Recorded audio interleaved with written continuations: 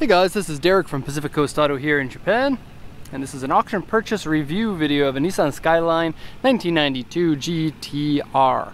And so that's a BNR32 with, of course, a twin-turbo RB26 engine, this one being exported to the USA like pretty much all of the Skyline R32s, because these are still very popular cars. Even after 3 years of them being legal for import, the demand for them is still very high. Okay, so let's take a look at the condition of this one. Mileage is 154,000 kilometers, which is rather on the high side for a Skyline GTR. This one seems to be in fantastic condition, and this is exactly the car that you want to buy, because when you go for a higher mileage one like this, you take a little bit more of a risk because of the condition. It may be a little bit higher or a little bit lower. I guess the difference between the high and the low is larger for a higher mileage car like this, but this one was kept original, and you pay less for a higher mileage car. This one was kept in very good condition throughout its life, and so it's quite a gem. So let's take a look at what we have. The engine runs good, but needs a tune-up. And so let me tell you something about this car. The tires on it are a 2003 tire. They still have plenty of tread on them, and so the car probably hasn't been driven very hard. That's very good to know. Notice it does have the original suspension and wheels, pretty rare for a BNR32 Skyline. And one of the tires split on the inside, and that's what happens to old tires, even if they have good tread. I was saying the front tires in the other video have probably about 60% of their tread, but one of them has gone bad, and when we received the car, the steering wheel was kind of shaking a little bit as you drive it. And so we sent it over to the shop, and he was like, oh, well, the engine's not running extremely smoothly. I recommend that you check and replace some of your coil packs, which is part of your regular maintenance in these cars and something that gets a little bit overlooked. I believe changing the coil packs and the spark plugs is going to make this one run like a champ, because everything else looks really good. The tire, on the other hand, we're going to ship it as is. It's not a big enough shake to have problems when shipping, and it should be fine. If there is a problem, of course, there is a spare tire, and then the customer is going to change the tires when the vehicle lands in the USA. And so it's really your choice when it comes to that. This customer wanted to keep the original wheels because these wheels are in fantastic condition. Take a look. Never been repainted and no scratches on them. Almost no scratches. There are a few. But compared to your average one, amazing. Okay, I'm getting a little bit ahead of myself. Let's go take a look at the auction sheet. Oh, and oil and coolant both look to be in good shape.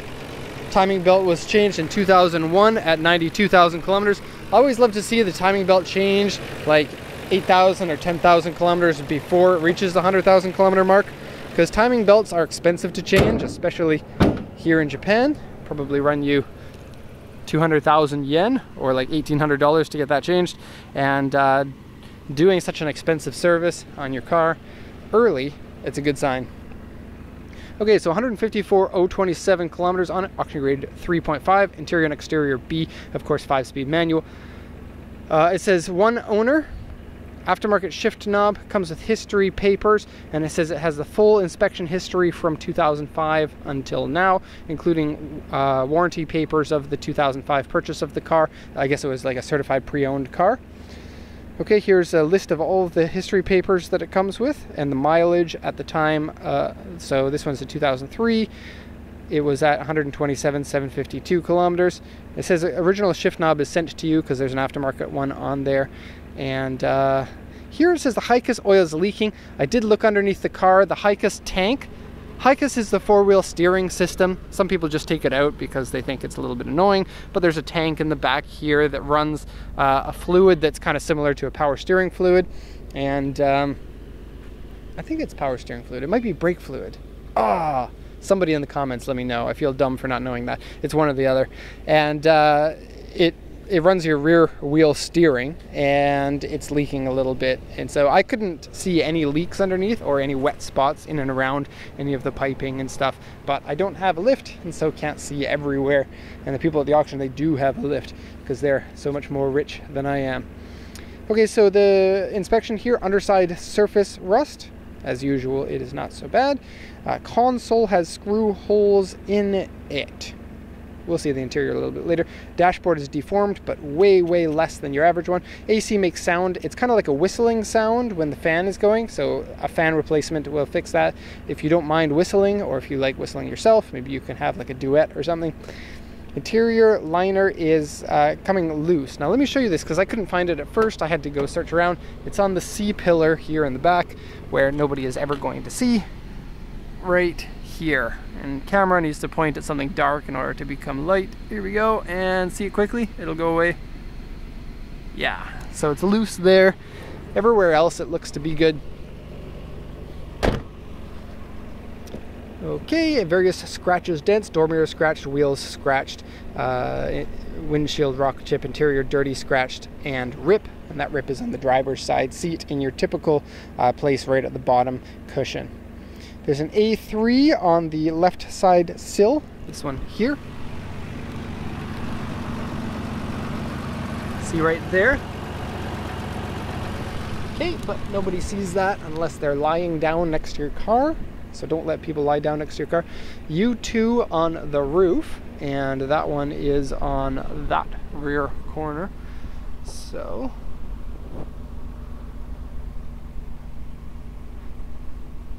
a little bit hard to see because it's shallow.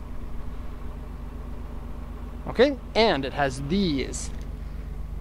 And these are cool, but they are not in use anymore. These were for analog TV back when you used to be able to watch analog TV in your cars. Nowadays there's no analog signals anymore. And so these are just a relic of the past. And this is what all the cars looked like in the 90s. Driving around with their cool little transformer thingies.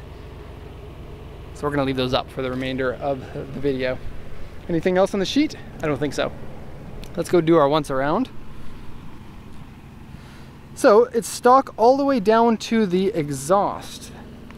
The only thing that is not stock, hello girl on a bike, JDM girl, the front lip has been painted, which to me is actually a bit of a shame because the car in every other way is stock.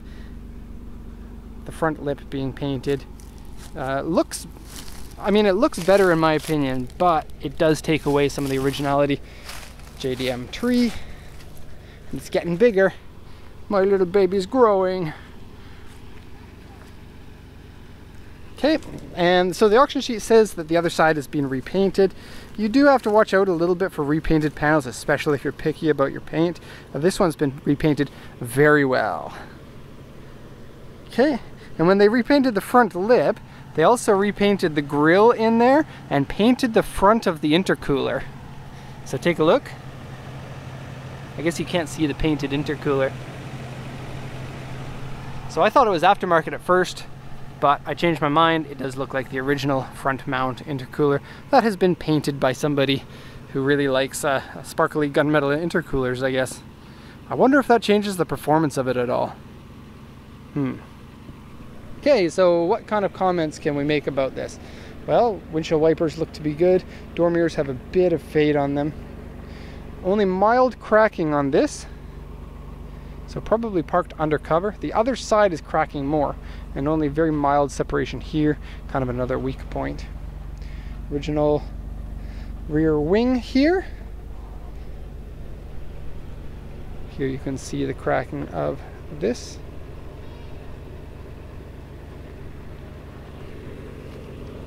Okay. So, something special inside here that I have never seen on a GTR, and people who subscribe to this channel know how many GTRs that we look at, and so it's going to be exciting for you guys. It was for me. Look at that original steering wheel. Probably not the one that came with the car, because there's no way these steering wheels are in this good of condition after 154,000 kilometers, but it's good to see that they didn't go to an upgrade. That's air quotes, because the original one is just so nice.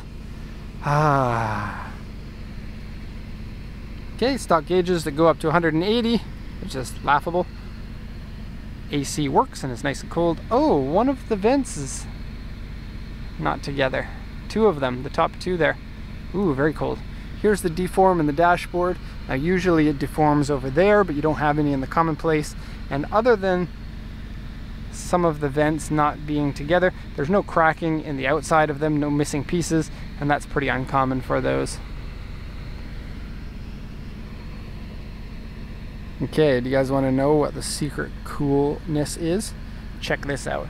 This area, which is usually a trap for garbage and nothing else, has a little panel in it for a 10-disc CD changer in the back, which is really sweet. Not because people use CDs anymore, but because you can use CDs if you really want to. And this is an original equipment, but a rare original equipment, and it's stuff like this that really makes a difference in these Skylines. This one's a 92, so you get the different color here. Black on the early ones, gray on the later ones. You get your triple gauges here. Voltage, oil temperature, boost, AC. You can kind of hear the whistling a little bit here.